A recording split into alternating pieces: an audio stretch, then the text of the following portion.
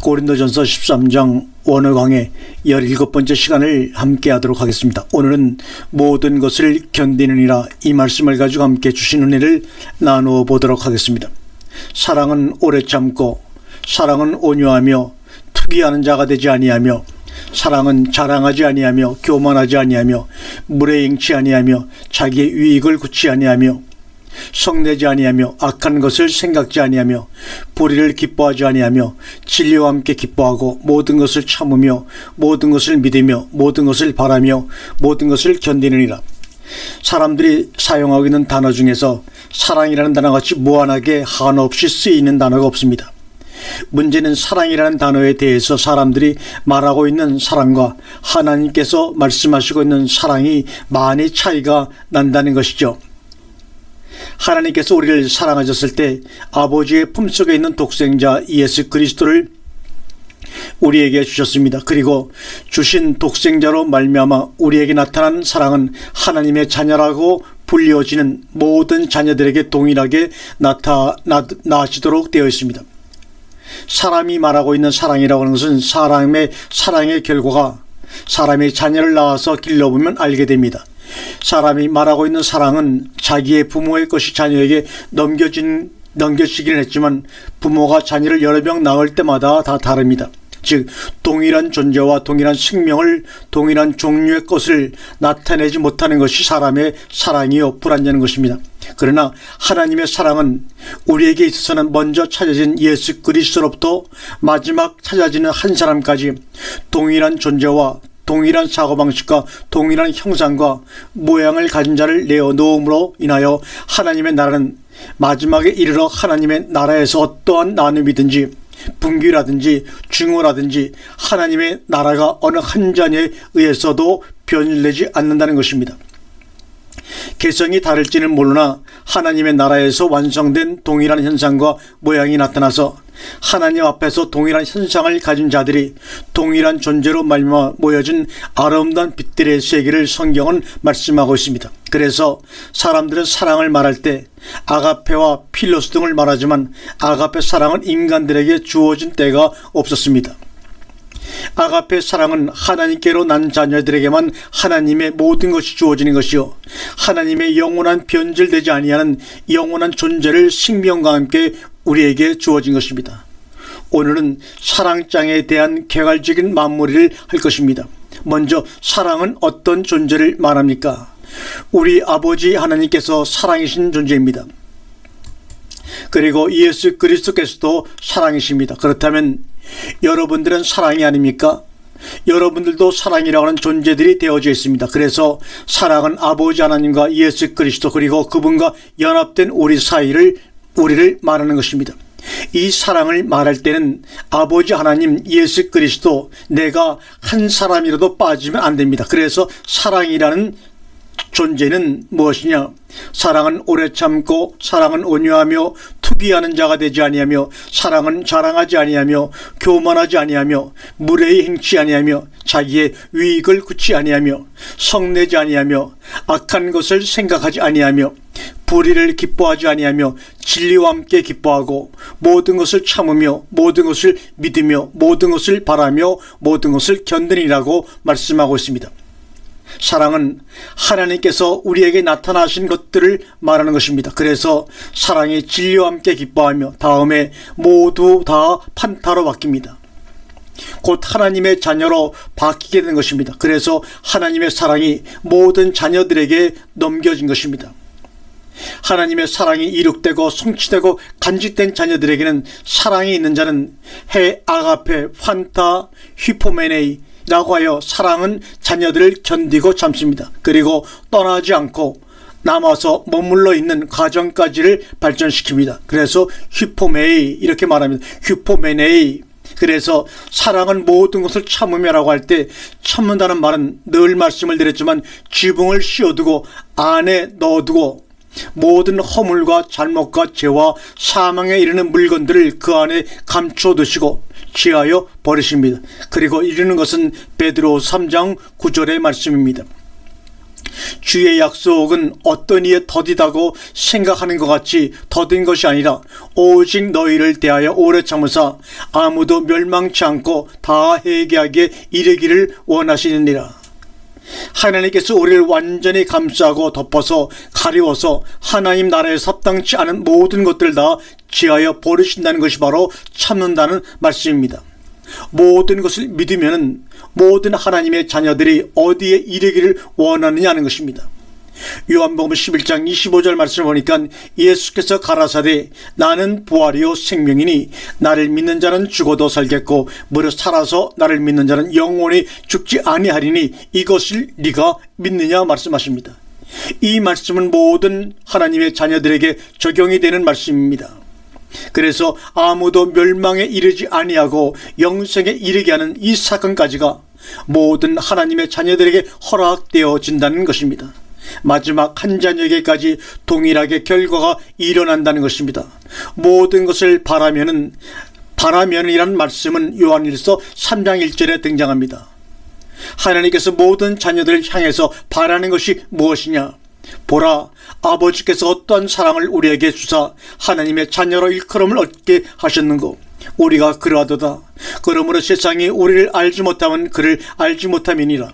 사랑하는 자들아, 우리가 지금은 하나님의 자녀라 장래 어떻게 될 것을 아직 나타나지 아니하였으나 그가 나타나심이 되면 우리가 그와 같을 줄을 아는 것은 그에 계신 그대로 볼 것을 이남이라고 말합니다. 누구와 동일하게 되는 것입니까? 예수 그리스도와 동일한 모습과 동일한 생각과 사고방식과 삶이 모든 자녀들에게 이루어지는 것입니다. 그래서 사랑은 오래 참고부터 진리와 함께 기뻐하며까지 이루어지고 나면 결과가 모든 자녀들에게 마지막 한 사람이 하나님에 의해서 보호되어 마지막 날 구원을 얻게 되는 역사와 모두 다 영생에 이르는 생명을 갖는 것을 우리가 믿으며 마지막 한 사람까지 모두 다 그리스도와 동일한 형상과 모양이 되어서 하나님께서 창세기 1장 26절에 말씀하신 바와 같이 우리의 형상을 따라 우리의 모양대로 우리가 사람을 만들자고 말씀하신 자녀들이 나타나는 것을 우리가 참고 믿고 바라고 나오는 것이 그 다음에는 견뎌야 하는 것입니다. 우리가 말씀을 증거하다가 마음에 들지 않는다고 하면서 그만두고 어디로 도망을 가거나 나와 어떤 이해상관이 맞지 않는다고 하면서 도중에 포기하는 것이 아니라는 것입니다. 또 사역을 하다가 외부에서 어떠한 핍박이 위해서도 복음을 증거하는 것을 멈추는 것이 아니라는 겁니다. 그래서 견디고 남아서 머물러 있으면서 모든 하나님의 자녀들에게 하나님의 오래 참으심이 하나님께서 함께 계심으로 어떤 것을 바라는 것을 우리에게 똑같이 견디어라고 말씀하시는 것입니다. 그래서 남아있다는 말은 누가복음 2장 43절에 보시면 예수님이 어렸을 때 부모님과 함께 유월절에 예루살렘에 올라갔는데 돌아올 때 부모님들은 예수께서 당연히 함께 오는 것을 알고 있다가 가다가 보니 없으니까 다시 예루살렘에 가서 보니 예수께서 예루살렘에 남아서 제사장들과 하나님의 말씀을 나누고 있는 것을 기록하고 있습니다. 그래서 남아있다라는 말은 어디에 있다는 것입니다. 이 단어 히포메노는 전치사 히포라는 말과 메노라는 말이 하나가 되어서 이루어진 합성어입니다. 히포는 못못에 의하여 못못 아래, 메노는 남다, 머물다에서 만들어진 단어입니다. 그러므로 어디 아래에 거하다, 어디 아래에 남아있다는 말이 바로 히포메노입니다. 그래서 어떤 것에 의해서 보호와 지켜짐을 받는 가운데 머물러 있는 가정을 히포메노라고 하는 것입니다. 그리고 마태복음 10장 22절에 머물러 있다는 내용을 보면 구원에 대한 문제까지를 말하고 있는 것을 알 수가 있습니다. 또 너희가 내 이름으로 인하여 모든 사람에게 미움을 받을 것이나 나중까지 견디는 자는 구원을 얻으리라. 나중까지 머물러 있는 자는 히포메노. 여러분들이 하나님의 자녀들이 아니라 세상에 속한 육신의 자녀들을 기르면서도 그 자녀 때문에 도망을 가지를 못합니다. 지금은 아주 연약하고 문제를 가지고 있을지라도 부모가 그 자식 때문에 떠나지 못합니다. 그래서 사람이 세상을 떠날 때 보면 가장 마지막에 미련을 갖는 것이 연약한 자녀가 있는 사람은 눈을 제대로 감지를 못한다고 합니다. 건강하고 매사에 자기를 잘 처리하는 자녀들은 부모의 심정을 잘 이해하지 못합니다. 10명의 자녀를 낳았는데 그 중에 1명이 전응아이고 속을 썩일 때 그 아이 하나 때문에 부모는 제대로 여행도 가지 못하고 즐기지도 밤낮 한숨 쉬는 것을 보면 9명의 자녀는 뭐라고 합니까? 차라리 그 1명이 없어지는 걸 좋겠다. 차라리 이 세상을 태어나지 않았으면 좋겠다고 말하거나 사고가 빨리 나서 죽었으면 좋겠다고 하는 집도 있다는 것을 우리는 알고 있습니다. 그러나 부모님의 생각은 그렇지가 않습니다. 그 자식을 끝까지 기대하고 포기하지 않습니다. 이 아이의 지능이 정상적으로 되고 이 아이가 어느 날 갑자기 변화가 되어서 너희 9명과 같이 될 수 있으면 얼마나 좋겠냐고 말하면서 그 자식을 끝내 포기하지를 못합니다. 성경에서는 바로 그러한 차원을 우리에게 말씀하고 있는 것입니다. 우리가 하나님의 사랑으로 예수 그리스도께서 우리 모두에게 함께 하시는 것을 깨달았다면 우리는 이제 나보다 뒤에 오는 사람을 우리 자신들도 계속해서 히포메네이 해야 합니다. 곧 그들을 위해서 머물고 참고 견디고 인내해서 마지막 한 사람까지 구원과 하나님의 형상에 이르면 마지막 한 사람까지 그리스도 예수 안에서 영생에 이르는 사건을 바라다 볼 수 있기를 우리도 견디고 참고 감내해야 한다는 것입니다. 이것은 하나님 혼자만이 아니라 하나님 같은 모습을 가지고 있는 그리스도의 생명을 가지고 있는 자들은 자기 혼자만의 성장을 가지고 나 혼자 잘 먹고 잘 살겠다는 것이 아닙니다. 하나님의 사랑이 있는 자는 동등한 지체들에게, 동일한 존재들에게 동일한 사랑을 끝까지 나타내서 자기를 참으시고 키우신 하나님을 생각해서 자기도 다른 사람들에게 그렇게 해야 한다는 것입니다. 우리는 믿음의 선인들이 성경에서 어떻게 살았는가를 알아야 합니다. 히브리서 11장 3절 4절을 보겠습니다. 너희가 피곤하여 낙심치 않기 위하여 죄인들에게 같이 자기에게 고약한 일을 참으신 자를 생각하라. 너희가 죄와 싸우되 아직 피 흘리기까지는 대항치 아니하지 않았느냐고 말합니다. 오늘날 신앙생활 한다고 하면서 우리 몸을 학대하여 피를 흘리게 하는 사람이 이 세대에 몇이나 있겠습니까? 그러나 자신의 신앙에 가는 것들을 쉽게 낙담하고 쉽게 절망하고 쉽게 포기하고 내어 던져버리려고 하는 그러한 일들도 많이 있다고 말합니다. 그래서 성경에서 믿음의 선진들의 역사를 우리에게 말할 때 히브리서 11장 4절에 보시면 가인과 아벨의 역사를 우리에게 말씀해 주고 있습니다. 믿음으로 아벨은 가인보다 더 나은 제사를 하나님께 드림으로 의로운 자라 하시는 증거를 얻었으니 하나님이 그 예물에 대하여 증거하심이라. 저가 죽었으나 그 믿음으로서 오히려 말하느니라. 그러면 아벨은 자기 형 가인이 자기를 죽일 것을 모르고 있었을까요? 알고 있었습니다. 창세기 4장 2절과 8절을 보시면 자기 형인 가인이 자기를 죽일 것을 알고 있었던 것을 알 수가 있습니다. 한번 4장 2절과 8절까지 읽어보겠습니다. 그가 또 가인하고 아벨을 낳았는데 아벨은 양치는 자였고 가인은 농사하는 자였더라. 세월이 지난 후에 가인은 땅의 수산으로 제물을 삼아 여호와께 드렸고 아벨은 자기도 양의 첫 새끼와 그 기름으로 드렸더니 여호와께서 아벨과 그 제물은 연락하셨으나 가인과 제물은 연락하지 아니하신지라. 가인이 심히 분하여 안색이 변하니 여호와께서 가인에게 이르시되 내가 분하여 함은 어찌미뇨 안색이 변하면 어찌미뇨 내가 선을 행하면 어찌 낯을 열지 못하겠느냐. 선을 행치 아니하면 죄가 문에 엎드리니라. 죄의 손은 내게 있으나 너는 죄를 다스릴지니라. 가인이 그 아우 아벨에게 고하니라. 그 후 그들이 들에 있을 때 가인이 그 아우 아벨을 쳐 죽이니라. 아벨은 자기에게 죽음이 올 것을 알고 있으면서도 피하지 않았습니다. 아벨은 자기가 행할 일을 묵묵히 행했습니다. 죽었으나 믿음이 있는 아벨에게는 죽음이라는 사건을 뛰어넘었다는 것입니다. 그래서 아벨은 믿음의 선진에 들어간 것입니다. 즉 부활에 동참할 수 있는 자격을 얻었다고 성경은 말합니다. 히브리서 11장 23절과 20절을 보시면 모세도 이렇게 말하고 있습니다. 믿음으로 모세가 낳았을 때 그 부모가 아름다운 아임을 보고 석 달 동안 숨겨 임금의 명령을 무서워 아니하였으며 믿음으로 모세는 장성하여 바로의 공주의 아들이라 칭함을 거절하고 도리어 하나님의 백성과 함께 고난받기를 잠시 죄악의 낙을 누리는 것보다 좋아하고 그리스도를 위하여 받는 능력을 예급의 모든 보화보다도 큰 재물로 여겼으니 이는 상 주심을 바라봄이라. 믿음으로 예급을 떠나 임금의 노함을 무서워하지 아니하고 곧 보이지 아니하는 자를 보는 것 같이 하여 참았으며, 모세가 태어나서 40년 세월을 애굽에서 자랐습니다. 바로의 공주의 아들로 임금이 될 수 있는 자격까지도 그는 가지고 있었지만 그리스도를 위해서 받는 능력을 그리스도께서 나타나지 아니했을 그때에도 히브리 민족이라는 그것 하나 때문에, 오늘날로 말하면 예수를 믿는다는 것 하나 때문에 세상에 속한 모든 금은보화와 권세를 포기하고 광야로 달아났습니다. 그는 자기를 죽이려고 하는 바로가 자기를 잡으려고 사람을 풀어서 계속 자기를 찾고 있는 것을 알고 있었습니다. 그러나 그는 광야로 떠난 이후에 한 번도 자기의 생명을 하나님 앞에서 구해달라고 하지 않았습니다. 왜요? 자기는 이미 히브리 사람으로 보장을 받은 것을 알고 있었습니다. 영원한 생명을 보장받은 것을 그는 알고 하나님의 뜻을 따라서 양을 기르면서 때가 오기를 기다리고 있었습니다.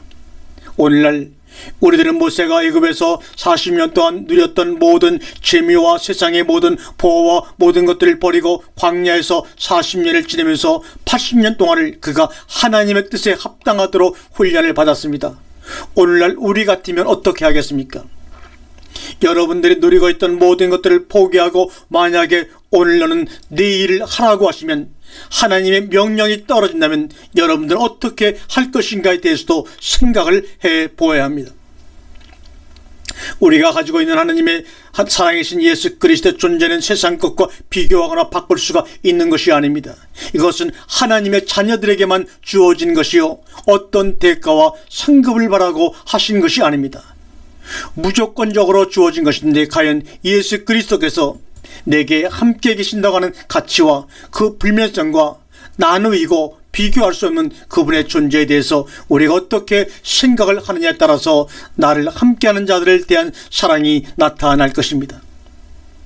히브리서 11장 31절에서는 기생 라합에 관한 내용이 나옵니다. 기생 라합은 여리고성에서 이방신을 위해서 제사를 드리던 여자 제사장이었습니다.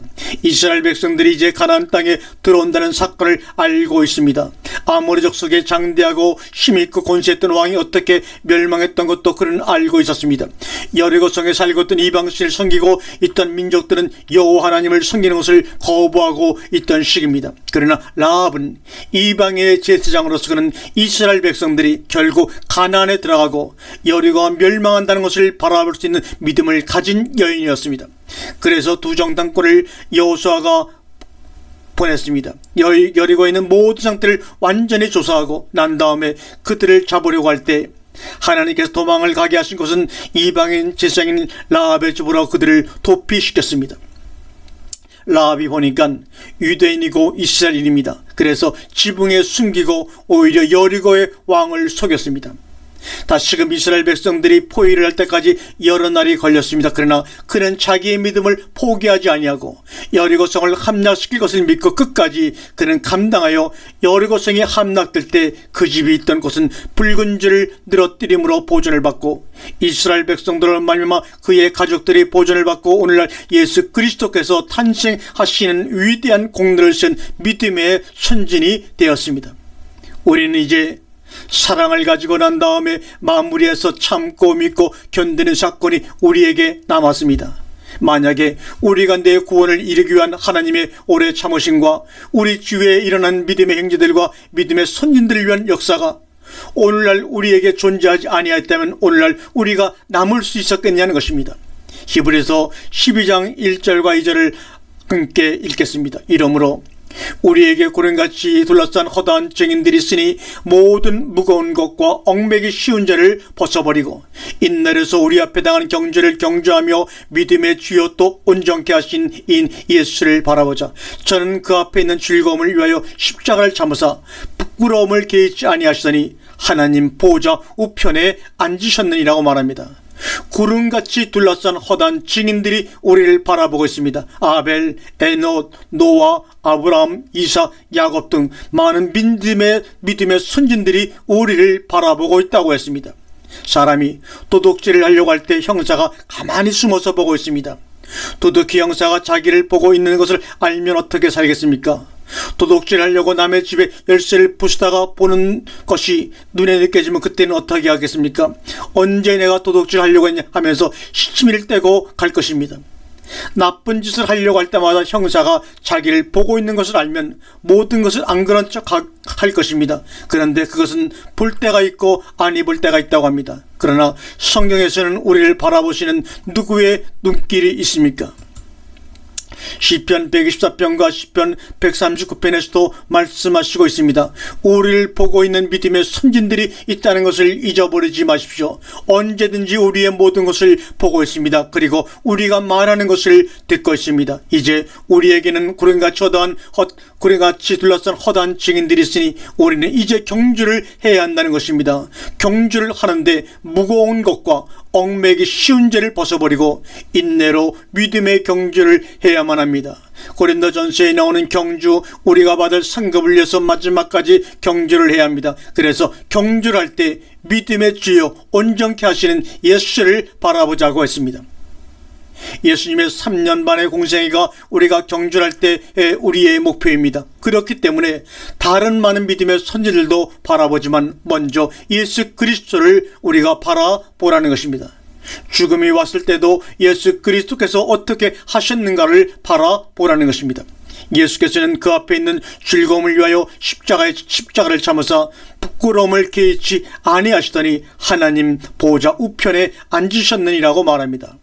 예수님께서는 십자가 사건을 즐거움으로 생각을 하시고 십자가를 개의치 아니하셨다고 했습니다. 이 즐거움을 위해서 주님은 어떻게 하셨겠느냐는 것입니다.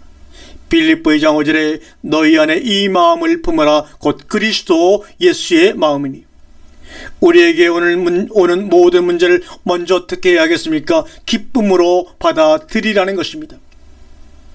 빌립보 2장 6절과 8절에 그는 근본 하나님의 본체시나 하나님과 동등됨을 취할 것으로 여기지 아니하시고 오히려 자기를 비워 종의 형체를 가져 사람들 같이 되었고 사람의 모양으로 나타나셨으며 자기를 낮추시고 죽기까지 복종하셨으니 곧 십자가에 죽으심이라. 히브리서 12장 2절에서는 어떻게 말씀하셨습니까? 믿음의 주여 또 온전케 하신 예수를 바라보자. 저는 그 앞에 있는 즐거움을 위하여 십자가를 참으사 부끄러움을 개의치 아니하시더니 하나님의 보좌 우편에 앉으셨느니라고 말합니다. 사람들은 십자가 사건 이후에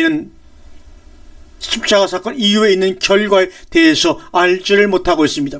그러나 빌립보 2장 9절과 11절에 우리에게 그 결과를 말씀하고 있습니다.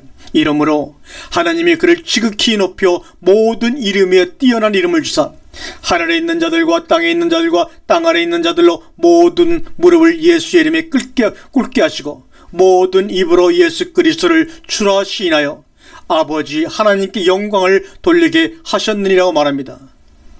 믿음의 선진들 중에 삼손은 한때 실수를 범했습니다.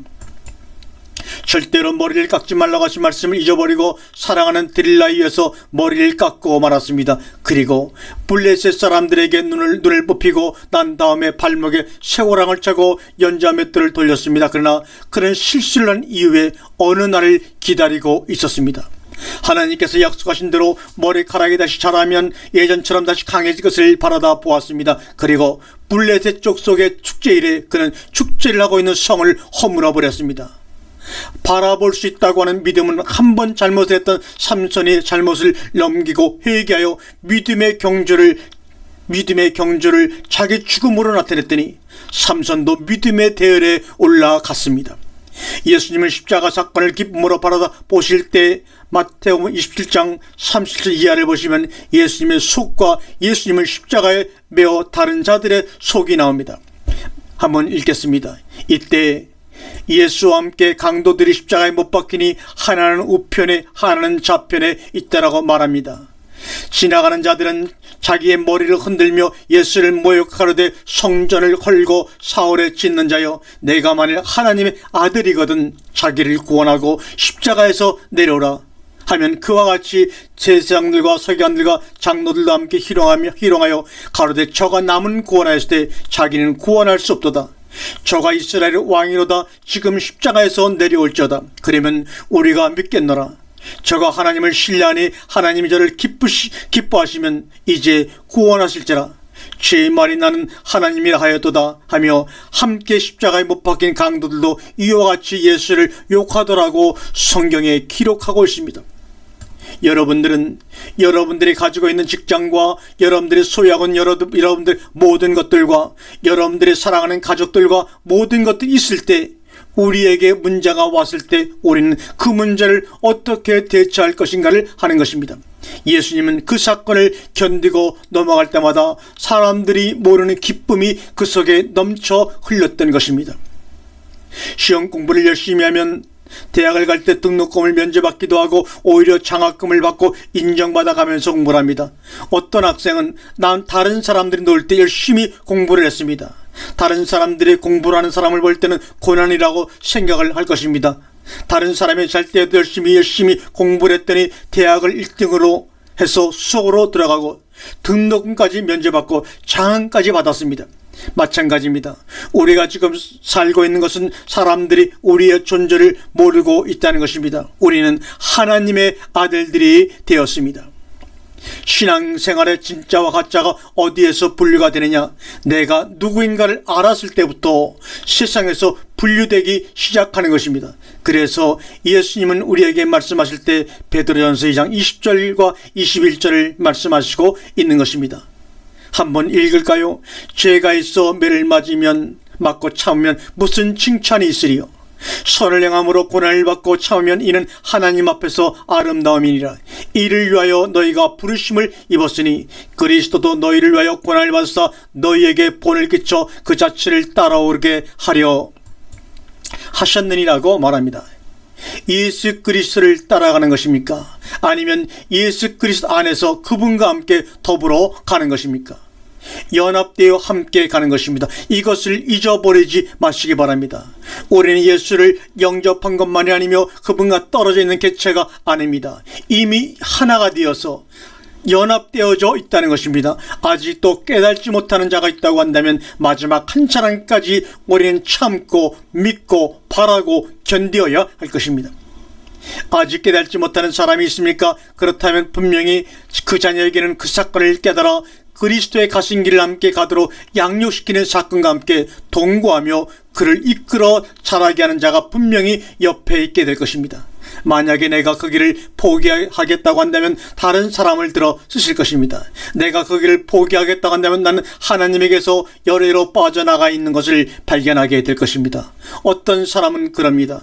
내가 아니면 누가 그 일을 하겠느냐고요. 그것은 하나님 앞에서 망하고자 하는 소리입니다. 세례 요한이 마태복음 3장에서 보면 요단강에서 이스라엘 백성들에게 세례를 주고 있을 때 서기관들과 바리새인들이 세례를 받고 죄사함을 받으려고 나타납니다. 그때 세례 요한이 말했습니다. 요한이 많은 바리새인과 사두개인들이 세례 분노하는 것을 보고 이르되 독사의 자식들아, 누가 너희를 가르쳐 임박한 진노를 피하라 하더냐? 그러므로 해에게 합당한 열매를 맺고 속으로 아브라함이 우리 조상이라고 생각하지를 말라. 내가 너희에게 이르노니 하나님이 능히 이 돌들로 하나님의 아브라함의 자손이 되게 하시리라고 말합니다. 우리는 내가 그 일을 포기한다고 할 때에는 다른 사람에게 자연스럽게 넘어가고 있는 사건을 발견하게 될 것입니다. 우리 아버지 하나님은 생명의 하나님이십니다. 생명을 주시고 만들 수 있는 분이십니다. 인간들과 같이 유전자를 변질시켜 복제해서 만든 것이 아니라 동일한 생명체를 만들 수 있고 동일한 존재를 만들 수 있습니다. 그 사건이 아직 깨달아지지 않는다면 깨닫게 하시는 날이 있을 것입니다. 사도 바울이 주님을 만나고 난 다음에 로마서 1장에서 이렇게 고백합니다. 헬라인이나 야만이나 지혜 있는 자나 어리석은 자나 다 내가 빚진 자라. 왜냐하면 자기가 먼저 그 사랑을 받고 본즉 다른 사람에게 전해야 한다는 것을 깨달았습니다. 하다가 말다가 하는 것이 아니라 그 일을 계속 해야만 한다는 것을 그는 깨달았습니다. 주님께서 골고다에서 십자가를 지고 가셨던 것 같이 바울은 죄가 없는데 죄가 있는 자가 되어서 로마의 가이사 앞까지 갔습니다. 가이사에게 갔더니 죽이는 것이 아니라 제사함을 받고 오히려 복음을 증거할 때 로마 군인이 지켜주는 가운데서 복음을 증거했습니다. 믿음의 형제들이 가지 말라고 얼마나 말렸는지 모릅니다. 가면 당신을 꽁꽁 묶어서 데리고 갈 것이라고 했는데 그는 갔습니다. 왜냐하면 하나님의 역사는 자기가 이 땅에 있을 동안에는 끊임없는 복음의 전파가 계속될 것을 그는 알고 있었기 때문입니다. 우리에게도 다른 일로 고난이 아니라 복음을 전함으로 오는 고난이 앞으로 우리에게 준비되어 있다고 말을 합니다. 지금은 잠잠하다가요, 잠잠할 때도 있습니다. 2000년 전에도 예수 그리스도의 사역이 초기에는 아무런 반대나 핍박을 받은 적이 없습니다. 무리가 점점 많아져서 창대하게 되니까 그때 공격을 해왔습니다. 그러나 예수님은 말씀을 했습니다. 내 아버지께서 허락하지 아니하시면 내 머리카락 하나도 손을 댈 수가 없다고 말씀하셨습니다. 모든 일을 다 이루시고 대제사장 가야바 앞에 갔을 때 그랬습니다. 너희가 나를 무슨 죄로 잡으러 왔느냐? 이제는 너희의 때이니까 내가 너희에게 가만히 있겠노라고 말씀하셨습니다. 하나님의 자녀는 장래일을 예측을 하지 못하는 것이 아니라 예측을 하고 일어날 결과까지 알려주고 있습니다. 우리에게는 분명히 앞으로 복음의 큰 싸움이 준비되어 있습니다. 현재는 잠잠할 것입니다. 우리가 창대하게 되어지면 분명히 전 세계적인 복음의 전쟁이 한 번은 있을 것입니다. 저는 확신하게 여러분에게 얘기할 수가 있습니다. 복음의 전쟁이 있을 때 그 고난을 홀로 감당하는 것이 아니라 사람들이 알지 못하는 하나님의 자녀들에게는 그리스도와 연합되어져 있는 사건 가운데 2000년 전에는 하나의 예수 그리스도를 핍박하면 되었지만 마지막 때는 그리스도와 연합된 수많은 하나님의 자녀들을 대적하는 사건이 세계적으로 일어나도록 되어져 있습니다. 이것은 기정사실입니다.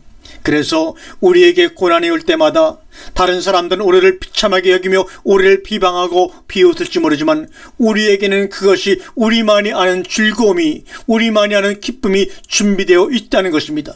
로마서 12장 12절을 보도록 하겠습니다. 소망 중에 즐거워하며 환난 중에 참으며 기도에 항상 힘쓰며 성도들의 쓸 것을 공급하며 손대접하기를 힘쓰라고 말합니다. 무슨 환난이 있겠습니까? 앞으로 세상은 좀 더 여유가 있고 좀 더 풍족한 세상이 분명히 될 것입니다. 그러나 복음을 전하는 자들에게는 환난이 준비되어 있다고 말을 합니다. 그때에도 내가 예전에 공급을 받았던 것 같이 다른 사람들에게 하나님의 말씀을 공급을 해줄 수 있기를 성경을 말하고 있습니다. 야고보서 5장 11절 말씀을 다 같이 보겠습니다. 보라, 인내하는 자를 우리가 복되다 하나니 너희가 욥의 인내를 들었고 주께서 주신 결말을 보았거니와 주는 가장 자비하시고 긍휼히 여기는 자신이라고 말합니다. 그래서 복이 있는 사람은 참을 수도 있는 것도 복입니다. 무엇을 참느냐? 우리는 성경에 주시는 결말을 알고 있습니다. 욥의 인내를 여러분들은 아십니까? 성경에서 가장 많이 가지고 있다가 가장 많이 빼앗긴 자가 욥입니다. 그는 동방의 제일 가는 거부였습니다. 그러나 그가 가진 재산을 다 빼앗겨 버렸습니다. 그리고 아들 7과 딸 3을 잃었습니다. 오직 자기 하나와 아내만 남았는데 어떤 아내입니까? 옆에서는 하나님을 저주하며 죽어라고 하는 아내가 옆에 붙어 있습니다. 그 극연이 얼마라고 말하진 않습니다. 그러나 욥은 무슨 결말을 보았습니까? 하나님은 선하시다는 결말을 그는 알고 있었습니다. 우리가 이 세상을 살아갈 때 가장 행복한 사람이 되는 것은 자기의 분수와 주제를 파악하는 것입니다. 자기의 욕심의 한계를 결정짓는 사람입니다. 그때 욥이 말했습니다.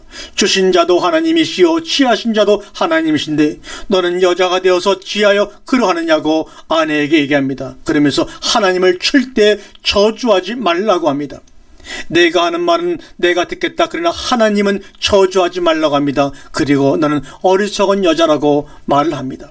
그 이후에 새 친구를 보냈습니다. 욥은 머리에서 발까지 온몸에 뼛속까지 고름이 나오는 증세를 가지고 죽지도 못하고 살지도 못하고 있는데 내가 지금 자녀를 다 잃고 동산과 부동산 모든 것을 다 잊어버리고 너 혼자 이렇게 병들어 있는 것은 내가 남이 모르는 죄를 지었기 때문이지 않느냐고 욕을 공박하고 있습니다. 새 친구들이 돌아가면서 연속으로 욥을 공격합니다. 너는 나쁜 놈이다. 너는 하나님도 속였고 다른 사람을 속인 자가 있다고 말할 때 욥은 아니라고 말을 합니다. 나중에 그가 말을 합니다. 하나님께서 살아계시니까 내가 하나님과 토론을 좀 했으면 좋겠다. 내가 무슨 죄가 있느냐 하면서 말을 할 수 있는 욥. 그러나 때가 차니까 욥에게 예전에 가지고 있던 재산의 2배와 천보다 더 똑똑한 아들과 아름다운 딸 셋을 주셨습니다. 욥을 저주하던 그 아내가 마지막까지 입을 다물고 말을 하지 못하고 있습니다. 우리는 욥의 인내, 그 결실과 결말을 우리가 미리 본 자들입니다. 예수 그리스도의 고난을 우리는 본 자들입니다. 그래서 우리는 인내하는 자가 복되다고 하는 것을 알고 있습니다. 그 복은 여러분의 하나님의 나라에 영원히 동참할 수 있는 복을 가지고 있다고 말합니다. 이 복이 여러분들 모두에게 동일한 복이 되어지기를 주님의 이름으로 축원합니다. 히브리서 12장 5절에 또 아들들에게 권하는 같이 너희에게 권면하시는 말씀을 잊었도다. 일러스되 내 아들아 주의 징계하심을 경히 여기지 말며 그에게 꾸지람을 받을 때 낙심하지 말아라. 그분이 우리를 징계하시고 우리를 꾸지람을 주실 때마다 무슨 일이든지 내가 생각하는 대로 아직 되지 않으면 좌절을 한다는 것입니다. 자기가 누구인지 하나님의 아들인 것을 잊어버리고 있다는 것입니다. 그리고 나서 세상 사람들과 똑같이 내려가서 이제는 정말 큰일 났구나, 망했구나, 그것만을 생각한다는 것입니다. 그래서 낙심하지 말아라, 잊어버리지 말라고 하시는 것입니다. 히브리서 12장 6절에 보면 주께서 그 사랑하시는 자를 징계하시고 그의 받으신 아들들마다 채찍질 하심이니라 하였으니 이런 채찍질이 있습니다. 이것은 사람의 개성을 따라 이 징계는 다 다릅니다. 히브리서 12장 7절에 너희가 참으면 징계를 받기 위함이라 하나님의 아들들과 같이 너희를 대우하시나니 어찌 아비가 징계하지 않는 아들이 있으리요. 놀라운 사건이지 않습니까? 예수님과 우리 모두를 성경에서는 똑같이 보시고 있습니다. 여러분들에게 닥치고 있는 모든 일들이 예수님께 왔던 일들이 동일하게 오고 있다는 것을 잊지 마시길 바랍니다. 왜 나만 이런 일이 생기지? 왜 나만 버린 것 같지? 왜 나만 이렇게 어려움을 겪지?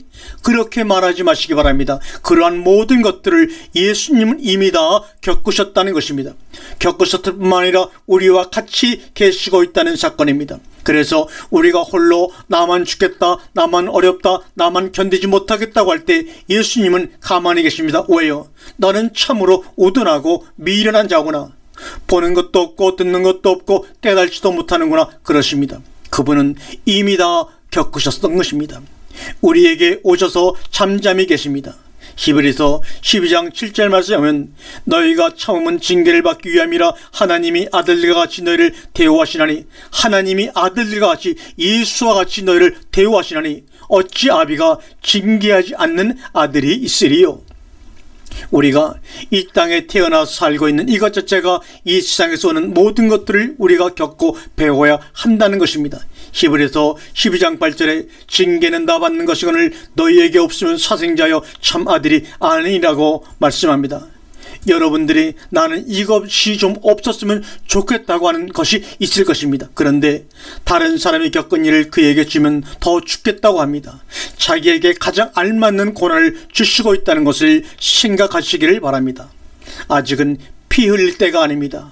그러니까 육신적으로 정신적으로 집안을 통해서든지 사람을 통해서 자기에게 여러 가지 문제가 올 수도 있다는 것을 잊어버리지 마시길 바랍니다. 만약에 나의 형편과 처지로 인해서 그것을 감수하지 못한다면 그것은 하나님 앞에서 무엇을 하고 있는 것입니까? 그래서 항상 기뻐하라. 항상 판토테.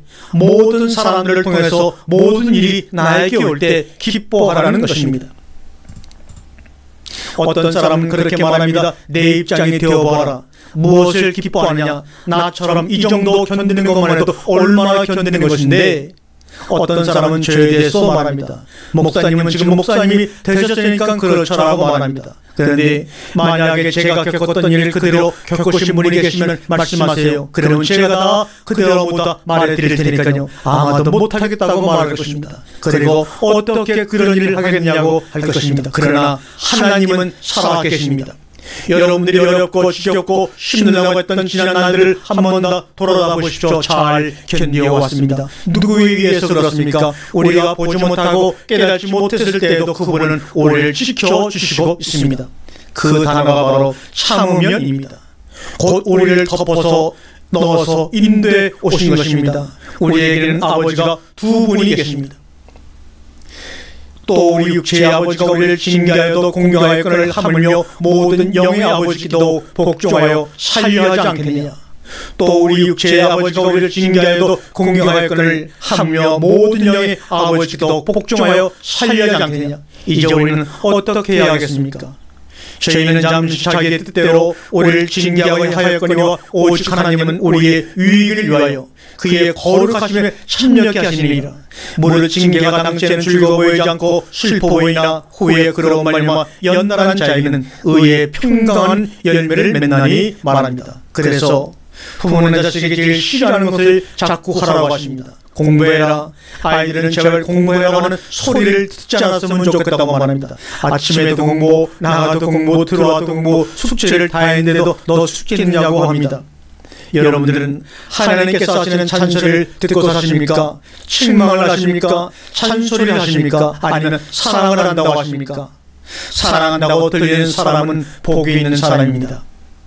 어떤 사람이 성경에 하라와 하지 말라는 단어를 모두 표시해 봤더니 성경이 모두 하라와 하지 말라는 것이었습니다. 여러분들에게 동일하게 하라와 하지 말라가 지금도 적용이 되고 있습니다. 우리가 끝까지 견디고 참아야 되는데 야고보 5장 7절 보겠습니다. 그러므로 형제들아 주의 강림하시기까지 길이 참으라. 보라 농부가 땅에서 나는 귀한 열매를 바라고 길이 참아 이른 위와 늦은 비를 기다리느니 너희도 길이 참고 마음을 굳게 하라. 주의 강림이 가까우시니라. 아멘. 그렇다면 주님이 오실 때 땅에서 나는 귀한 열매가 무엇이겠습니까? 첫사람 아담의 혈과 육에 속한 자에서 그리스도 예수의 하늘에 속한 자의 형상을 이루어 하나님 앞에 내어놓는 열매가 나올 때까지 참으라는 것입니다. 이것은 사람을 받은 자가 이렇게 살라는 것입니다. 야고보 5장 9절에 형제들아 서로 원망하지 말라. 그리하여 심판을 면하리라. 보라 심판자가 문 밖에 서서 계시니라고 말합니다.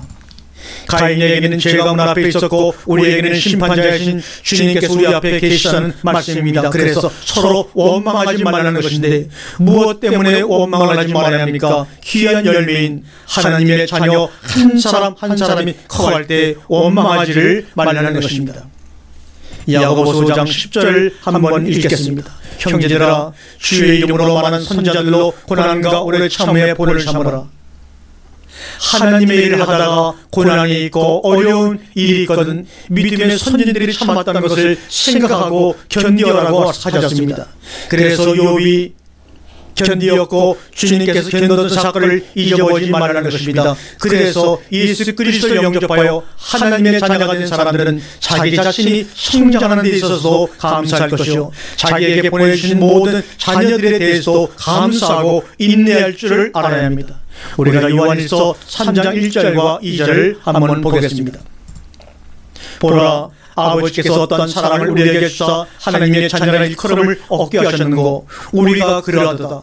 그러므로 세상이 우리를 알지 못하면 그를 알지 못함이니라. 사랑하는 자들아 우리가 지금 하나님의 자녀라 장래에 어떻게 될 것은 아직 나타나지 아니하였으나 그가 나타나심이 되면 우리가 그와 같을 줄을 아는 것은 그의 계신 그대로 볼 것을 인함이니 주를 향하여 이 소망을 가진 자마다 그의 깨끗하신 것 같이 자기를 깨끗하게 하느니라. 옆에 있는 사람을 한번 붙잡아 보세요.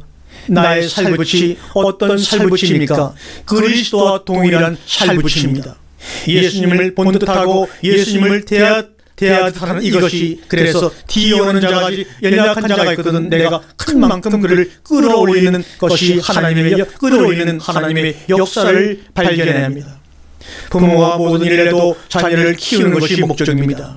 우리가 가진 세상의 모든 것과 세상에 누리는 모든 것들이 우리에게 보내주신 나의 살붙이를 자기와 동일하게 대우할 수 있는 마음과 참고 믿고 바라고 견디는 이것이 마지막 한 사람을 찾을 때까지 동일해져야 할 것입니다. 자기와 똑같다고 한다면 자기와 똑같다고 한다면 함부로 대하지 못할 것입니다. 그러나 우리는 쉬 잊어버리는 병이 있습니다. 그 병도 고쳐 주시리라 믿습니다. 그래서 우리들의 이 모임이 전 세계화가 될 때 예수 그리스도와 동일한 형상과 모양을 가진 자들이 나타나는 때를 우리는 지금부터 봐야 합니다. 아멘.